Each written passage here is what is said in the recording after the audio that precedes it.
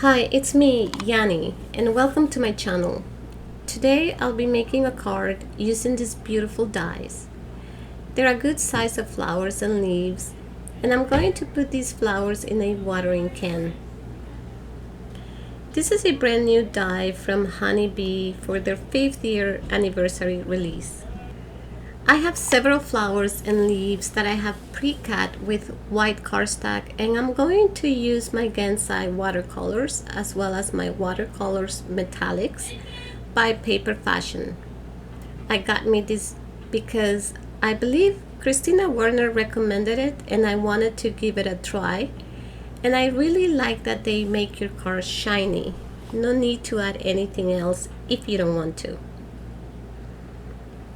I'm starting out by coloring my watering can. I am giving it an old look by applying these colors, which makes it look rustic.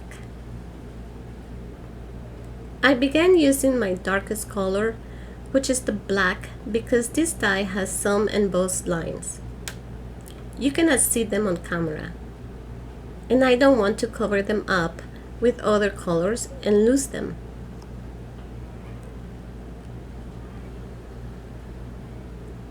I'm going to use the black color on the sprinklers area as well, and these are going to be the darkest colors that I will apply to my watering can.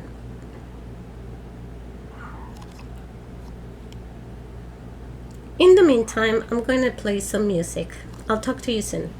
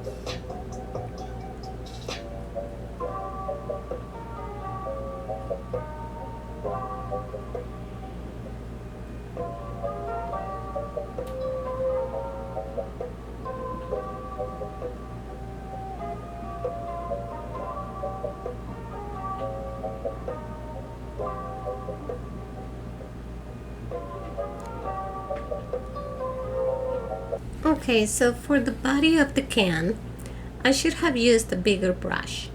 because it would have covered most of the middle of the can faster than using a smaller brush like I did here. Lesson learned. For the edges, I applied the silver color, which it wasn't that much. I wanted this watering can to be colorful and not the usual gray tin looking can.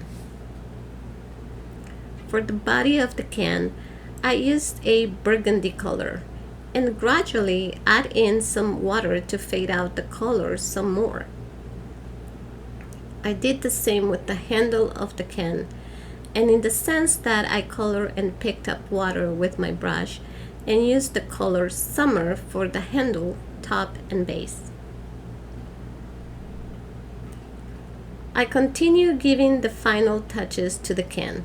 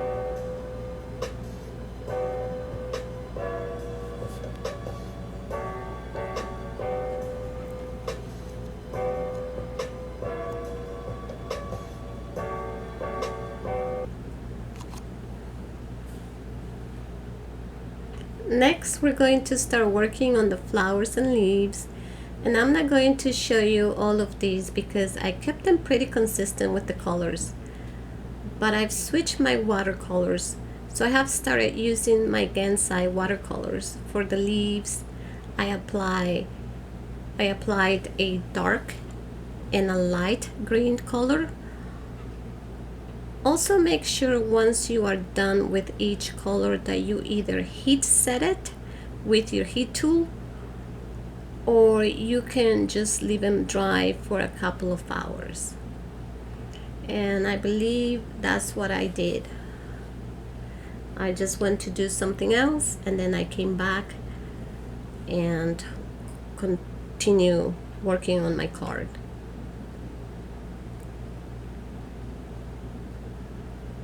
I'm just applying different greens on my leaves.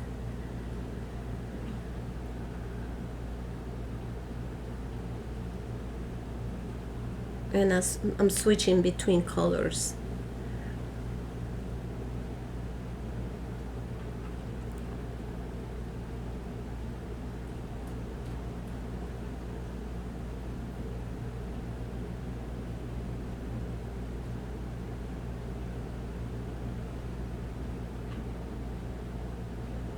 So every time I'm done with a color, like you saw me, I heat set it each die cut after I colored it.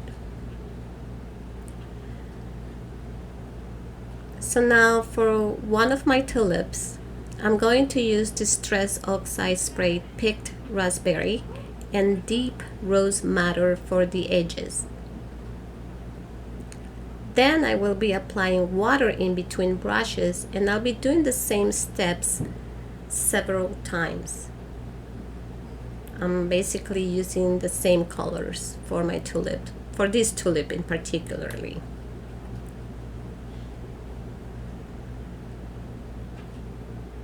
I'm just coloring the edges, and I'm just giving them a darker, more like the red madder that I mentioned to you earlier. Now for my other tulip, it's going to be yellow, and I'm using lemon yellow. And for the other petal, I wanted to have a mixture of lemon yellow and orange. I like that combination even on roses. It's a beautiful mix of colors.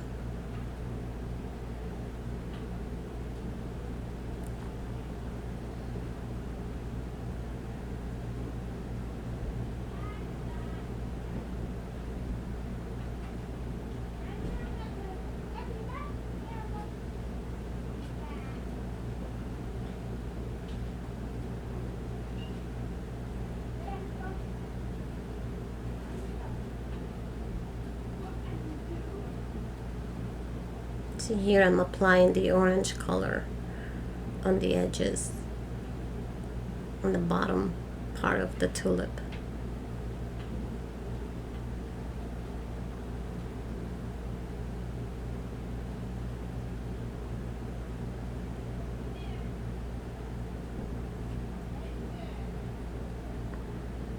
Unfortunately, I didn't realize that my camera wasn't filming anymore, and off camera I finished coloring the remaining flowers. The daisies, I'm just giving a natural look of keeping them white. There's a lot of layers, and you can add as many as you want or as little, and the same goes for the center of them. I also finished coloring my leaves by filling in the darker green on the edges, giving them more dimension. I was going to use this card that you see here, but I opted for using a different one. You'll see it later on. I am adding foam adhesive to the back of my tulips and gluing the center piece to the remaining flowers. I am going to start building my scene of my card. I've got the watering can, my flowers and leaves, and I'm going to lay those out before I stamp my sentiment. And I like this kind of cards. I'm just playing around with all of my pieces to see how I want to position everything here.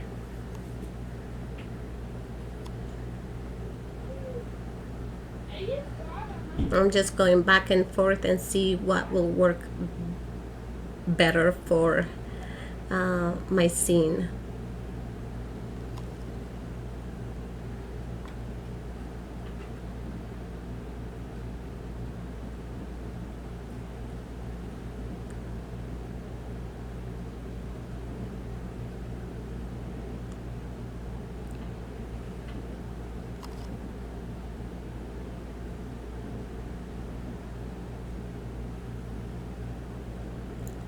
So once I decided, I started working on my sentiment, and for a card like this, you could use any sentiment. This could be a birthday, sympathy, Easter, anniversary, whatever you want to use this for, you could. I opted to do a Happy Mother's Day card. Using the sentiment stamp from Simon Says Stamp, Love You Mama, and stamped the Love You Mama sentiment on vellum paper with embossing ink and heat embossed with Simon Says Stamp gold embossing powder, and did this using my Misty, and then I heat embossed it. I'm going to glue it in the center of my watering can. So now I'm covering up my image with post-it notes because I'm going to splatter and mix Distress Oxide Spray Picked Raspberry with Gold Shimmer. I'm also going to glue some of the leftover leaves and the pink tulip inside of my card.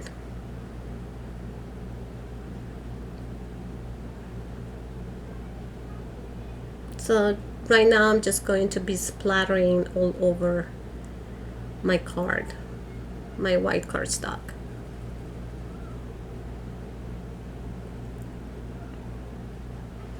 And I like the mixture of both, the picked raspberry with the gold shimmer.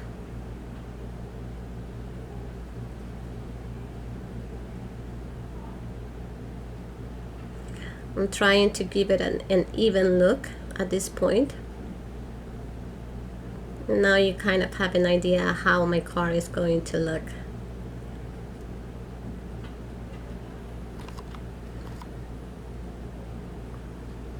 So these are the leftover leaves and the tulip that I'm going to be gluing inside my card.